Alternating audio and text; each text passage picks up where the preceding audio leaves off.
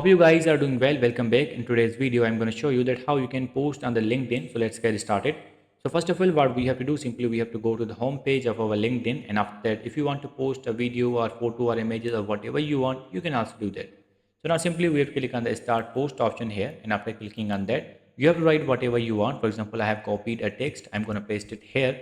Now, if you want to add a video, you can also do that. If you want to add a photo, you can also do that. If you want to create an event, you have to click on this option, and then you have to provide some details here, and after that you will be redirected to the event. And now if you want to create more, you have to click on this. Like now you have to celebrate an occasion. If you want to share that you are hiring, if you want to create a poll, you can also do that.